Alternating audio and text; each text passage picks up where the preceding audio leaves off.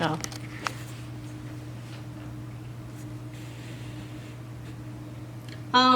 Are you recording? Yeah.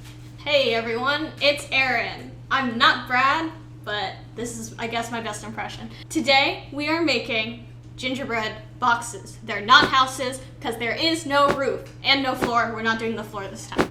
This is the second time that we've had to shoot this. We don't have to talk about it. Flashbacks.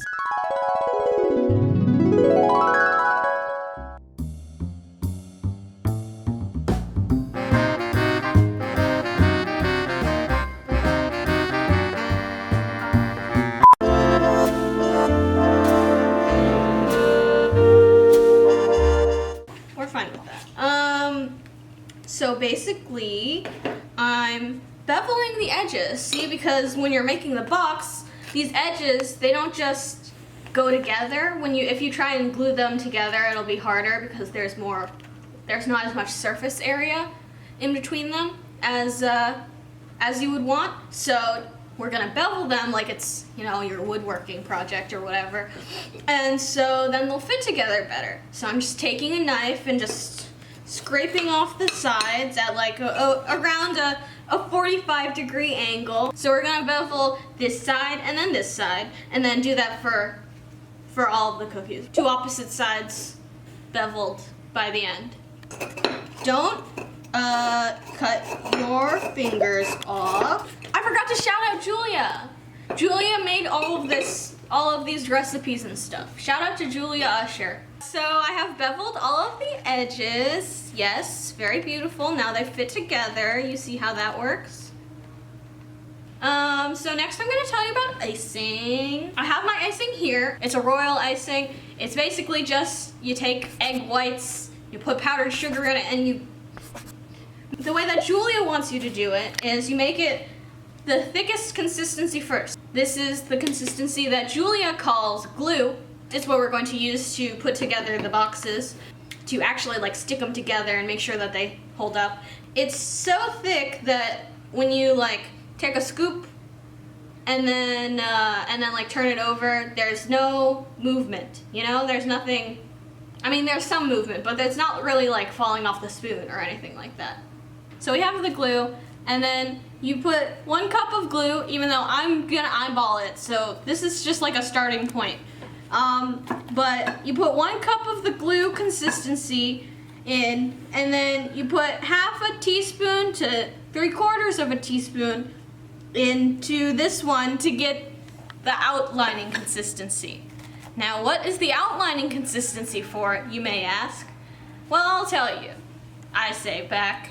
It's a little bit thinner than the glue consistency, so it's easier to pipe, but it still stays in place to do like fine detail work and stuff like that when you pipe it out. I don't have any of the normal like cornets, the cones that I would usually make out of parchment paper because I forgot my parchment paper. We're gonna use these plastic bags and just fill them up and then cut the corner off. The parchment paper cones are a lot more precise. You can get a very, very small hole with that one. No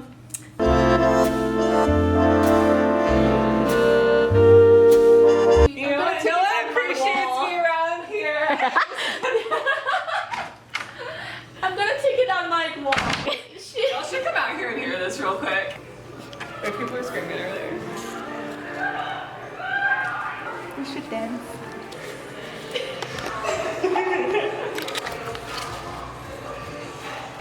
Hey! Oh, maybe it's time to go back. Can you come back to say hi? Excuse us, we just been making something. Did you hear me struggling out there? No. Yeah. I see you. And there he goes. Don't you forget about me.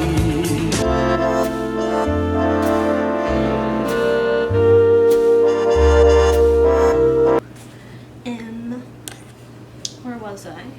There's the top coating consistency, which is slightly thinner than the outlining consistency. You see how that works.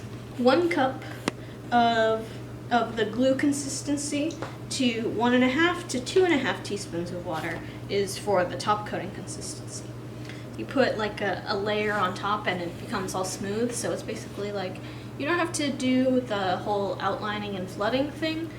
The good thing about the flooding consistency is that you can get really close to the edges, so for the flooding you would just do an outline basically with the outline consistency for whatever shape, and then you fill it with the flooding consistency, which is the thinnest consistency. For 1 cup of the glue consistency, it's 2 to 3 teaspoons. See, I have my icing covered. Usually you want to cover it more like this so that the plastic is actually touching the icing so it doesn't actually dry out. If you don't cover it, oh god, it's thick. If you don't cover it, then you have a danger of having it like form a hard shell. The royal icing has egg whites in it, and because of that it'll like harden basically. So I'm just gonna feel it out basically, and try to put like very, very little in for the top or for the outlining consistency. I'm just adding like a little bit of water.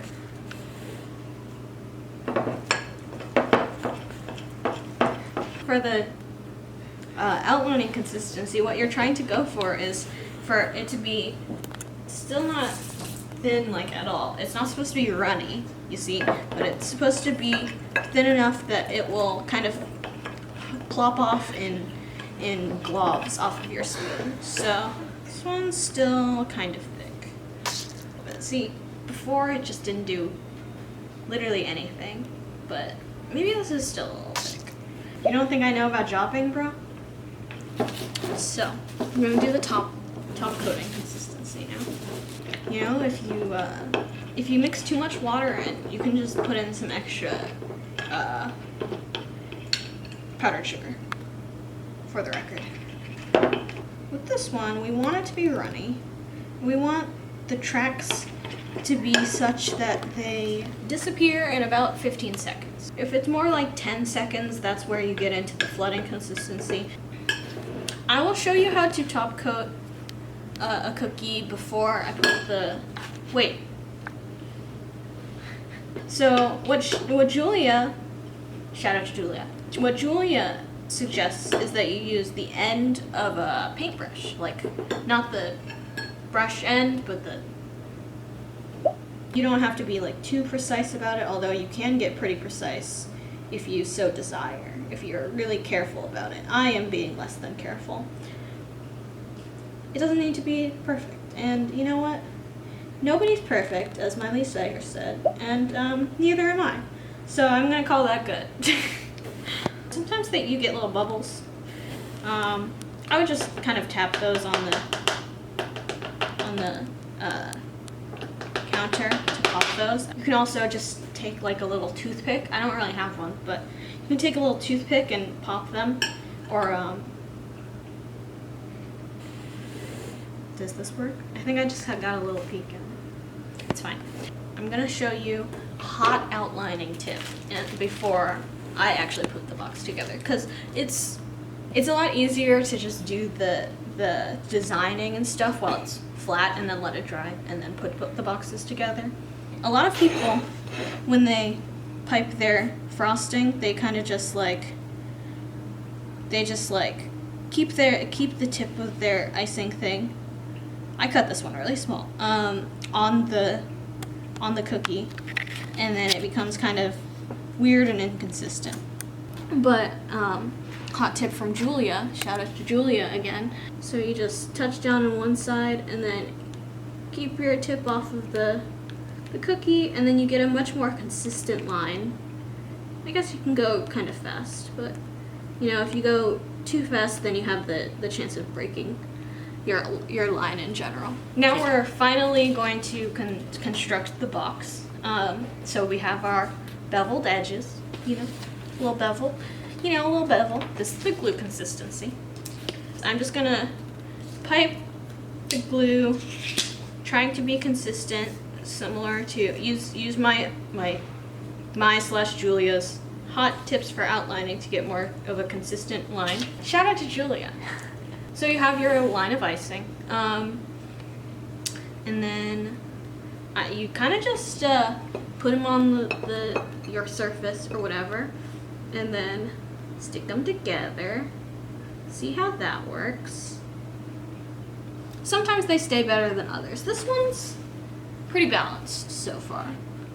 And then you're basically gonna do that for the rest of the corners. I would suggest you pipe on the cookie that you're adding instead of on this one, because it's a lot easier to just hold it in your hand to pipe the icing. So hopefully that should stick pretty well if you got your icing to be thick enough, you know. And then you can also use like objects and stuff to help it stay upright if it's falling down or leaning a specific way. So I'm gonna do the last one. I'm gonna pipe the icing on both sides this time for, this is why you wanna let this actually dry. Sad gamers. Anyways, it's actually like a statement on like the impact that we have on the world, see? Because you can't undo it, you know? When you say some hurtful stuff and you can't undo it. Oh, okay. Oh. Already a disaster. Do it better than I do. Okay, no. It's gonna go great. I did completely mess up this side, but it's fine. If you want to get more precise about it, I would suggest when you do your beveling, you want to, without putting the icing on, if you match up the bevel a little bit more, it'll be a lot easier for it to stick. So you don't have all these gaps like I'm getting. And then you can pipe extra of the glue on the inside. And then once you pipe more on the inside, you just take your finger and just kind of press your icing into the crevice, you know? So that you get like more support, basically. It's a little, you know, it's a little...